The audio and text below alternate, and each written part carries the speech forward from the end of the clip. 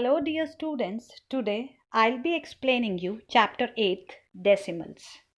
So students, let me first of all tell you what are decimal numbers or decimals.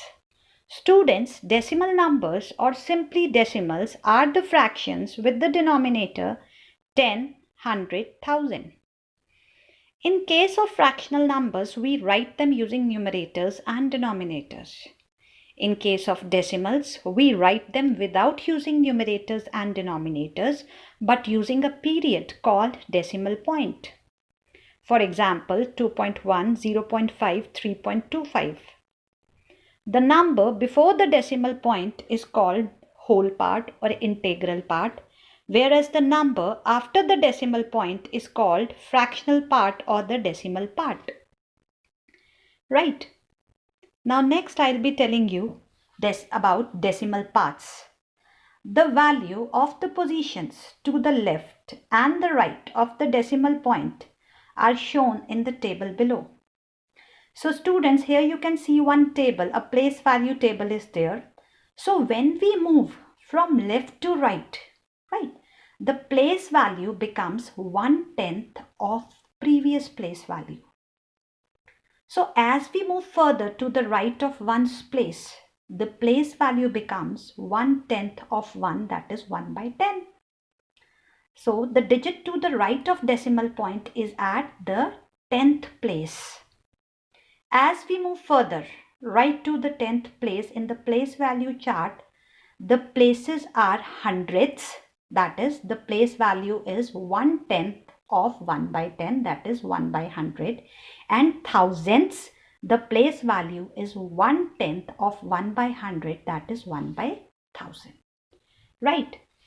So next I'll be telling you the relationship between decimals and fractions. See students, both represents a part of a whole. A fraction is based on the number into which the whole is divided, and it becomes the denominator. The numerator, the top, is the part of the whole, and the denominator, the bottom, is the whole. Right. So a decimal is based on the number in the terms of tens, hundreds, thousands. Right. Now next I'll be telling you conversion of fractions to decimal numbers. How can we convert fractions to decimal numbers? When the denominator of a fraction is 10, 100, 1000 and so on, we convert the fractions into decimal form as follows. First of all, write the numerator and then put the decimal point counting as many digits from the right as the number of zeros in the denominator. So let me explain you this with the help of one example. It is 231 upon 100. So let us write 231 upon 100 into a decimal. As there are two zeros in the denominator, so we write numerator and put a decimal point counting two digits from the right. So what we'll get 2.31. Thus 231 upon 100 is equals to 2.31. Now next I'll be explaining you how can we convert decimals to fractions. Now you have to count the decimal places of the decimal starting from the decimal point. If there is one decimal place, place the number over 10 and reduce. If there are two decimal places, place the number over 100 and reduce. If there are three decimal places, place the number over 1000 and reduce. Right? This is really just using your knowledge of place value to make the denominator. So let me explain you this with help of one example. Suppose our decimal number is 0.5.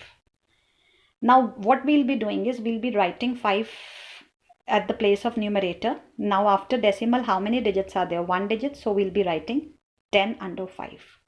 Right. Now let us see whether 5 and 10 are in its simplest form. No, they are not, because both of them, they are divisible by 5. So 5 ones are 5 and 5 twos are 10. Now 1/2 is the result. Right. Now next I'll be explaining you concept of like and unlike decimals. Now students, decimals having the same number of decimal places are called like decimals. That is, decimals having the same number of digits on the right of decimal point are known as like decimals. Otherwise, decimals not having the same number of digits on the right of decimal points are unlike decimals. Examples. Now I'll be explaining you this with the help of some examples like 5.45, 17.04, 272.89 are like decimals, as all these decimals are written up to 2 places of decimals.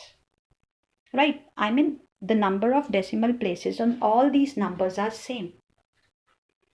Now next it is 7.5, 23.16, 31.054 are unlike decimals, as in 7.5, as 7.5 has only 1 decimal place, 23.16 has 2 decimal places, and 31.054 has 3 decimal places. So number of decimal places in all these numbers are different. So these sort of decimal numbers are known as unlike decimals, right? Now I'll be telling you comparing and ordering decimals. See, when we have to compare or we have to order the decimal numbers into ascending and descending order, what we have to do is we have to first of all see whether the numbers, decimal numbers, are like or unlike. If they are like, it's very easy to just compare them, to just order them. But if they are not like, first make them like by adding zeros. So the very first step is make the number of decimal places the same for each number by adding 0. I mean, you have to just make the decimal numbers into like decimals. You have to convert the decimal numbers. If they are not like decimals, you have to convert them into like decimals. Now ignore the decimal point. The greatest number is the greatest decimal, right? Now next I'll be telling you addition of decimals. So to add the decimal numbers, first of all, arrange the decimals vertically with the decimal points lined up, right? Now second is add extra zeros if necessary, so that each addend has the same number of decimal places, right? I mean, we have to just make the decimal numbers, if they're unlike, we have to make them like, right? Now add the digits with the same place value from right to left like natural numbers. Now insert the decimal point directly below the decimal points of the addends, right? Now next I'll be explaining you subtraction of decimals. So students, when we have to subtract the decimals, what we have to do is we have to write the decimals vertically and line up the decimal points, right? Now add extra zeros if necessary, so that each number has the same number of decimal places. Subtract the digits with the same place value from right to left as for a natural numbers. Borrow if necessary, right? Insert the decimal point directly below the decimal points of the numbers. So I hope whatsoever I have explained you in this video is clear to you. I'll be also explaining the questions related to all these concepts in the next video. Right? Kindly go through this video. Thank you, students.